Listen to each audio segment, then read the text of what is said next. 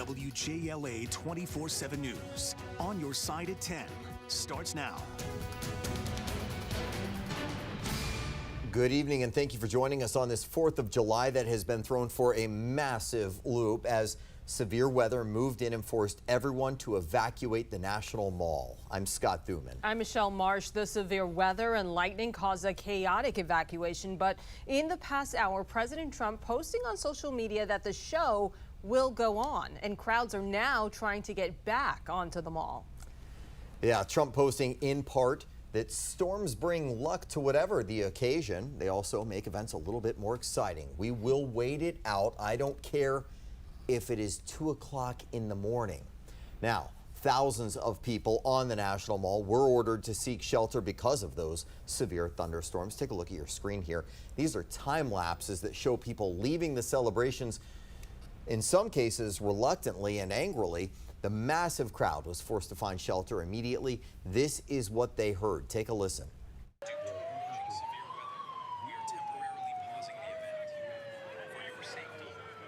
Yeah, people were told to leave the mall until that weather cleared, and you can also see members of the National Guard there helping move attendees out of the area.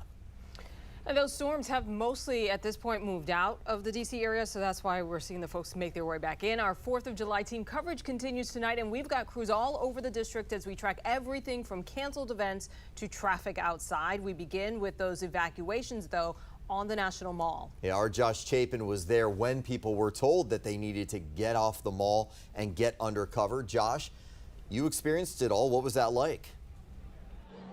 Yeah, it was kind of a mess, Scott, and currently, and Michelle, it is still a bit of a mess. We're standing here at 10th and Pennsylvania, and you see the crowds of people walking behind me to try and get back into this event.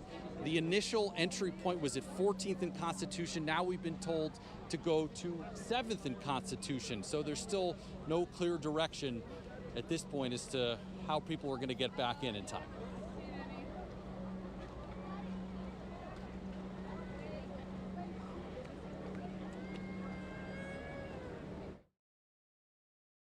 Super unfortunate for everybody that's out here. I stood in the heat for 2.5 hours just to get evacuated as soon as I got a towel to sit on, but fingers crossed. It took us 3 hours, right? We were in line 3.5 hours, so God, I can't imagine people trying to get back in there after this. We're from Michigan, so we've been here all day, just excited, waited in line for 2 hours. We're definitely very disappointed, but we're going to stick it out. Heard the MPD trying to clear people out once they did get out of the grounds. On the grounds themselves, Scott and Michelle, there were Secret Service, in addition to other law enforcement agencies, who were trying to do that. People did not want to leave the vicinity. Interestingly, the flyovers of the event were still continuing about 20 to 25 minutes after the order was issued to get off the National Mall. So we're going to try and get back on the National Mall ourselves. Here, we're going to have to go through more screening again, so that process is still, might take some time. If the president, I know, wants to start here in the next few minutes, we'll be with you for another update on Channel 7 at 11. Scott, Michelle, back to you. Yeah, it'll be curious to see if the crowds can all get back in time for that speech at 11. Turning now to the forecast, because we want to check in with meteorologist Mark Pena. He's been tracking that storm system all day long. What are we dealing with now? Well, you know, we're tracking some showers moving through the area, and while we may not have seen severe thunderstorms right over the district, they did materialize across the metro. Now, we got some showers over at Nats Park right now, keeping things on the damp side, but thankfully for right now, just some run-of-the-mill showers. 78 degrees, south to southwest winds at about 10 miles per hour. Feels like 80 degrees, but take a look at the temperatures today. A new record high.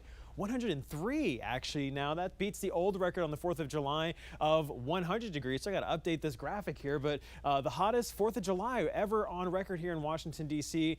The fever has broken though. We're going to see one more hot day tomorrow, but we should stay below 100 degrees, upper 70s to lower 80s at this hour. But there are all the storm reports, 87 to be exact around the region, and it varies from a bunch of trees down to even some gusty winds. So again, they did materialize, and we even got some lightning lightning strikes that were close enough to the National Mall. But again, thankfully, the severe threat winding down. There's those showers, the clearing line just off towards the west of I-95 at this hour, but still tracking some severe storms up towards the north and east, where we have some big time thunderstorms approaching areas like New York, Philly, and even Long Island at this time. So your forecast tonight, the showers winding down, temperatures mainly falling to the 70s, some neighborhoods getting just into the lower 80s, but we're still going to be on weather alert for tomorrow.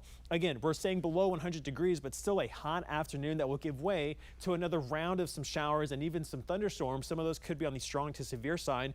And we're going to flip the page as we head towards next week. Some more rain in the forecast, and I'll have details on that in just a few more minutes. Michelle. Mark, thank you. Organizers are working, as we mentioned, to resume events at the Great American State Fair after those weather delays. Our Felicia Ashley has been out there all day.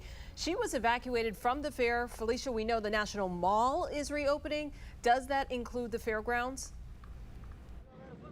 Yes, we're actually on the fairgrounds right now. We're standing right in front of one of the entrances where people are now re-entering after that evacuation. You can see them making their way in. A few moments ago, they actually paused some of the entrances, but it is now fully restarted.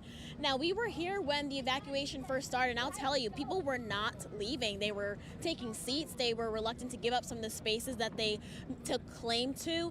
And on top of that, it took some National Guard members as well as a crowd of police to actually push people out. But listen to this, once they made their way out, it was at some moments it was touch and go, the crowd getting rowdy at some points and also chanting. And that's what we witnessed when the crowds were eventually forced out of this fair area.